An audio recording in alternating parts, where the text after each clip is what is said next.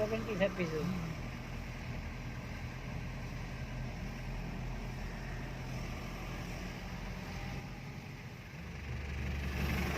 Oh ya nak.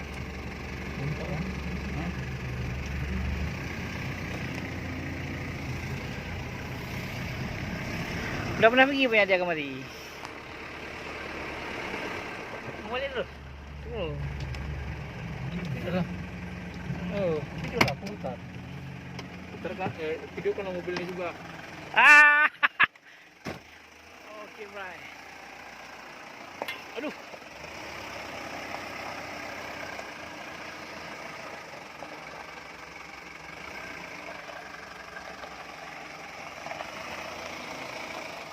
Konvoy. Oh, mantap.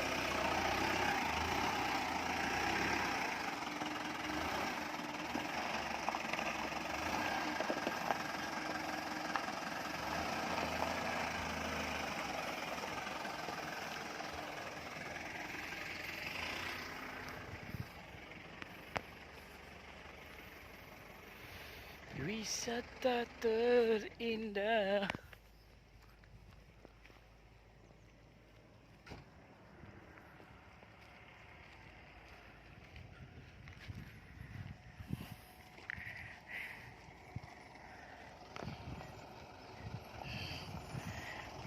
Wisata wak. Ha? Keren lah. Cantik.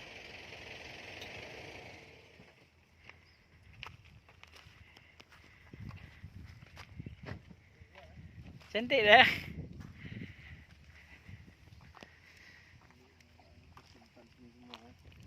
Nampung air. Berarti lebih tinggi sana. Tinggi sini ya? Tinggi tanah lah. Di sana ya. Berarti ini dah turun kemari lagi dia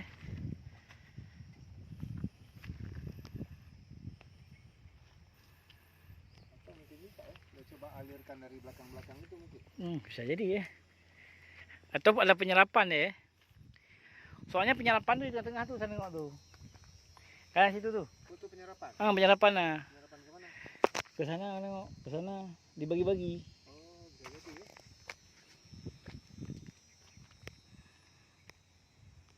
Siapa yang buat ini?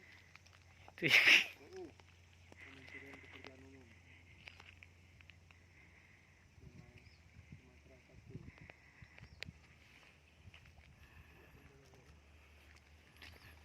Keren Pak, keren.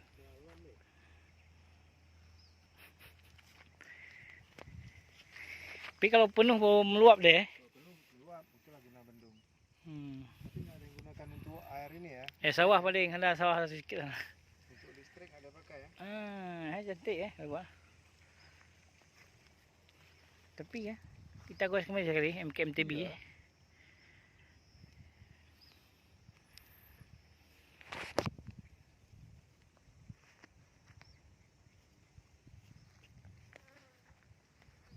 Sangat indah wak. Kiblai.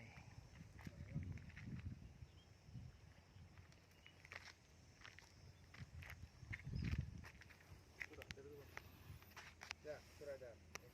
Berarti air gunung radar juga terbuang ke sini ya. Ke sini semua ya. Sebelah sana itu Pak Mahdi, sebelah sini tempat ini.